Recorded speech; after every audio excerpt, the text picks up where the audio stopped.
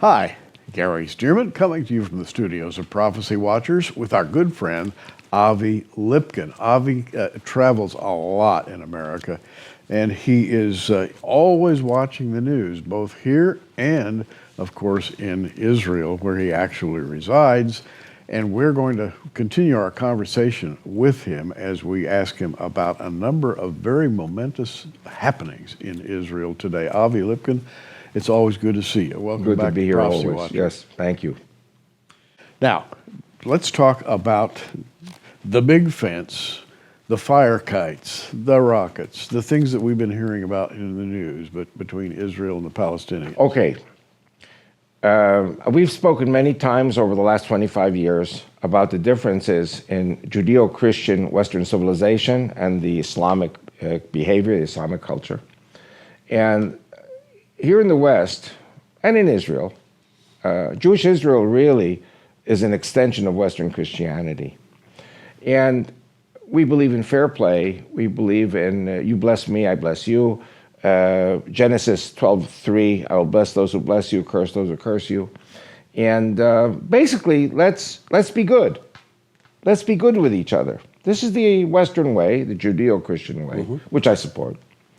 I'm married to Rachel, who's also Jewish. I'm Jewish. I was born in America, but I think like a Christian because I was born and raised, went through American schools, and the spirit of America is a Christian spirit, praise God. So yes. I think like a Christian. I moved to Israel 50 years ago. My wife is Jewish, but from Egypt. She was raised until age 20 in Egyptian schools, and her culture is Islamic. So I'm Jewish, I think like a Christian. She's Jewish, she thinks like a Muslim. She understands them. And one of the things my wife taught me is that in the Middle East, you cannot be good. You have to be tough. Because in the Middle East, they respect tough, mean people.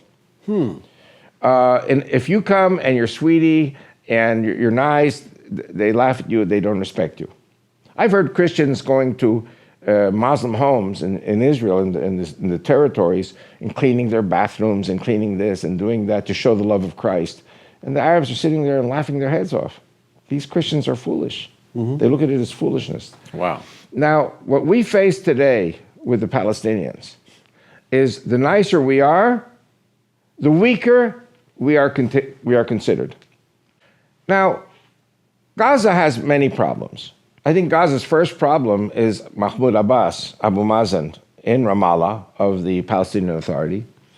We had 3.5 years of good quiet alongside Gaza.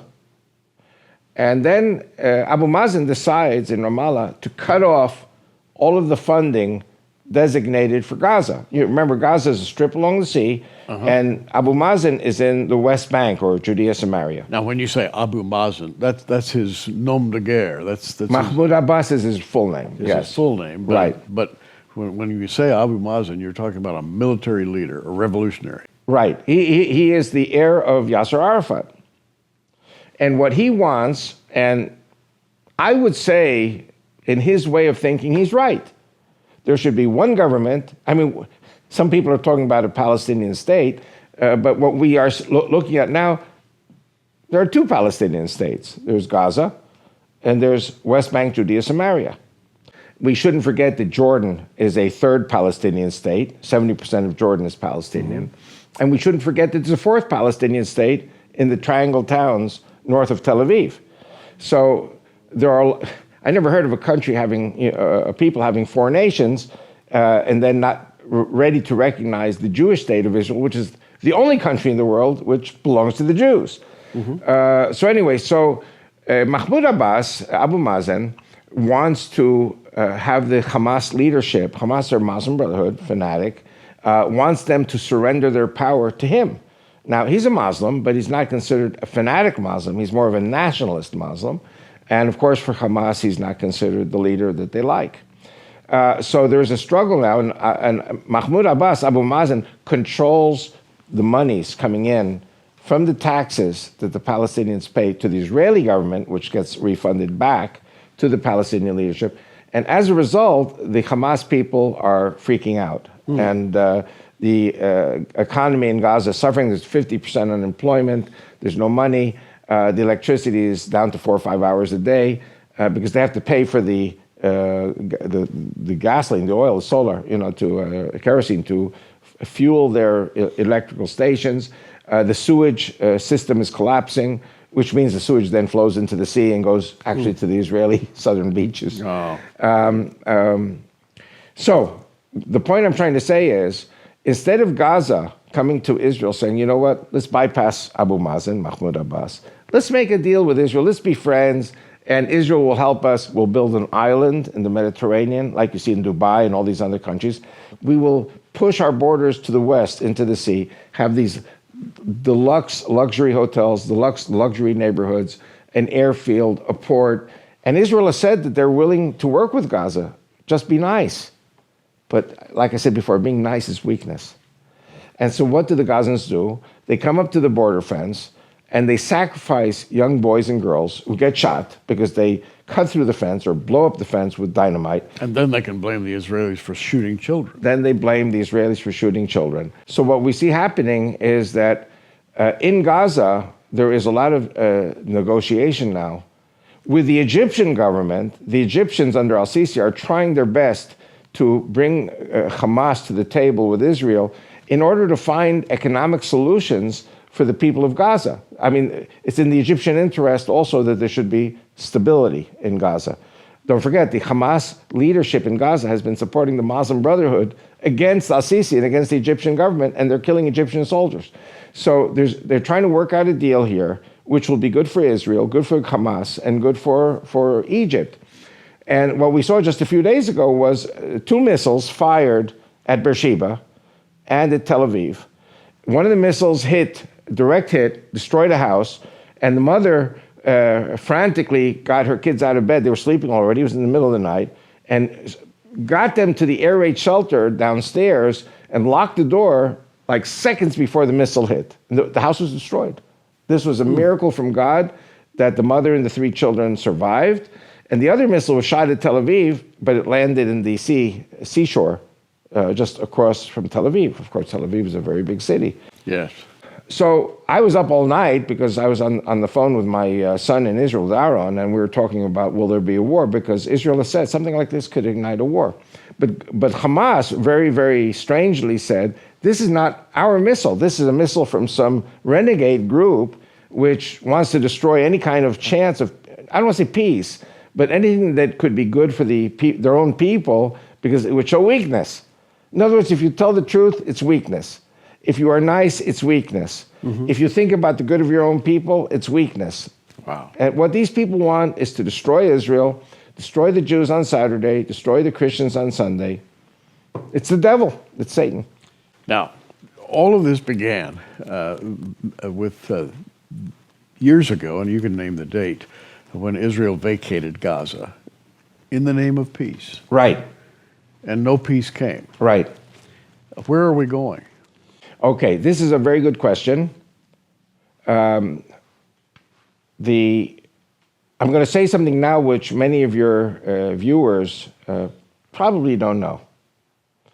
And, I myself was against the withdrawal from Gaza in the first place. Mm-hmm. Ariel Sharon had a real reason for pulling out of Gaza.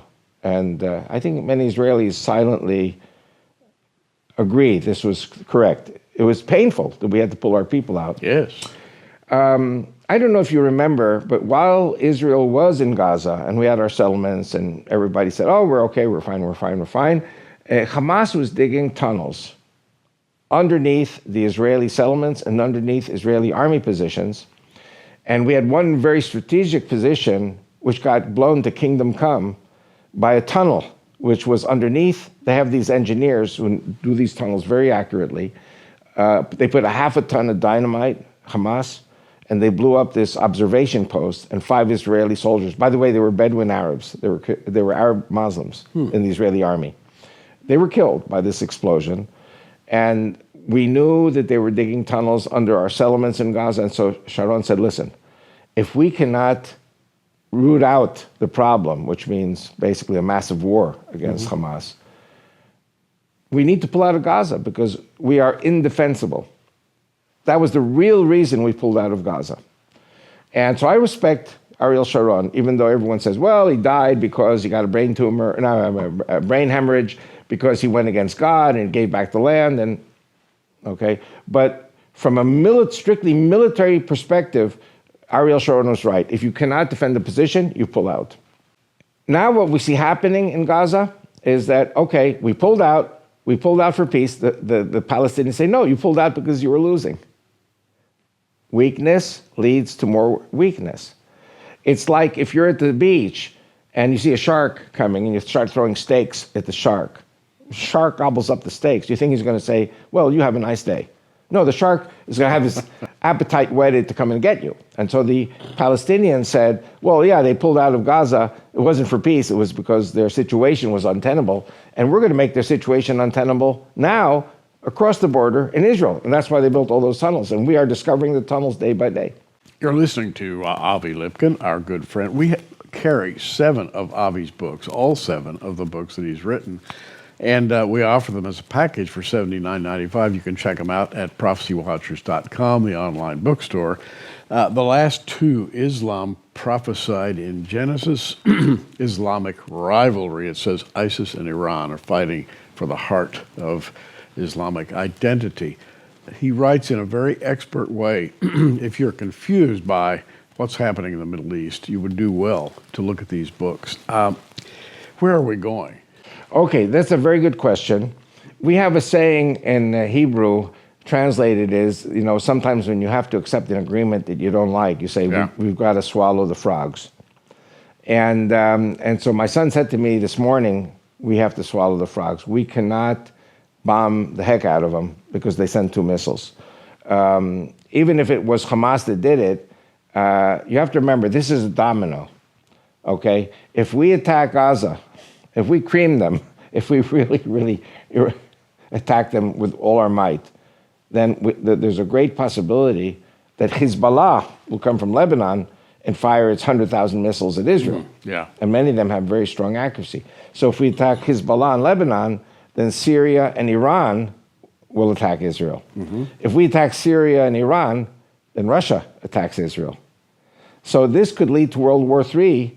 And, I think that President Trump and Benjamin Netanyahu are in total agreement. We do not want World War III. So you're talking about a very complex and delicate balance of powers. Right. Everything has to be played against everything else. Right. From Russia all the way down into the Middle East. Right. And in fact, I would say one more thing. In spite of the criticisms against Netanyahu, that he's all talk and no action, I would say that the vast majority of Israelis know someone or lost someone in the family to wars over the last 70 years.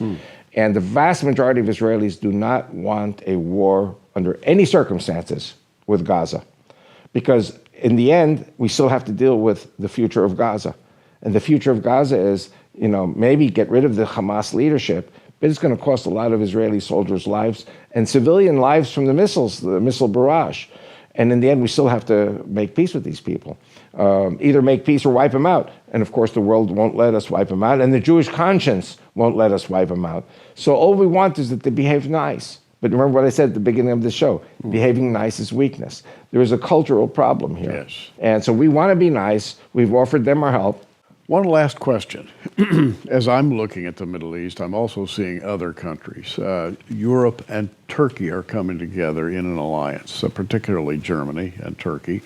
And then you have the Stans, Kazakhstan, and up to the north.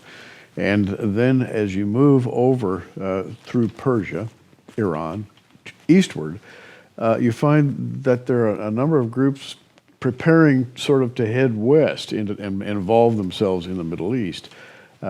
Where's this all going? And I know this is a tough question to answer in a brief few minutes, but give it your best. Well, there are 2 conflicting trends. The first trend, of course, as you said, is let's do business. Let's lay down the railways. Let's have the Beijing to Berlin line or the Berlin to Istanbul line. Exactly. And there's even talk about Israel having a connection with the Saudi, the Trans-Hijaz Railway, which also goes up to Istanbul. Yeah. So theoretically, yeah, terrific, let's do it. But the other side is the Muslim Brotherhood. And we've been speaking about the Muslim Brotherhood. which is not very excited about blessing the Christians or the Jews with doing business. And I'm going to squeeze this in very fast now.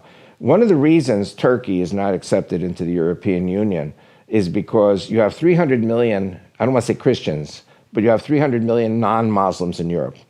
You have 50 million Muslims.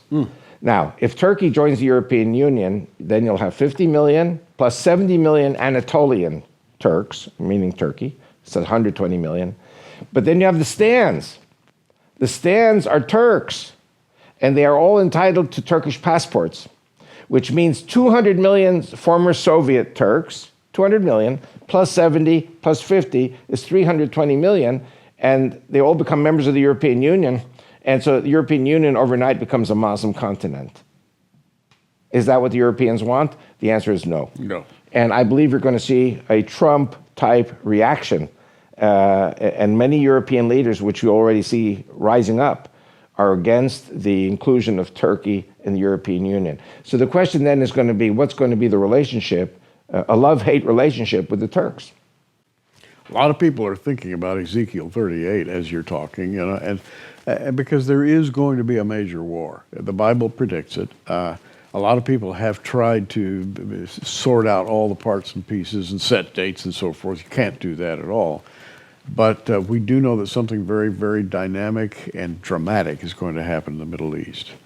And your fellow Israelis, are they conscious of this sort of an impending situation?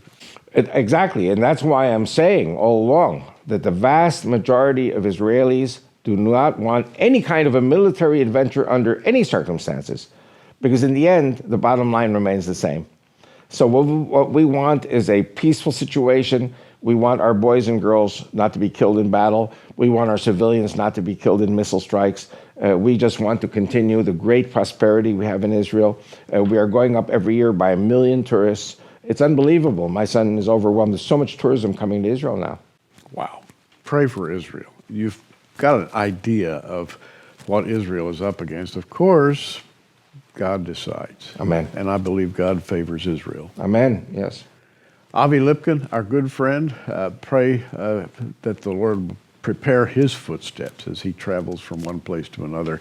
He's constantly traveling all over the world, and he always comes with something interesting for us. I'm Gary Stearman. Thanks for joining us. Hey, we're watching. You be watching too.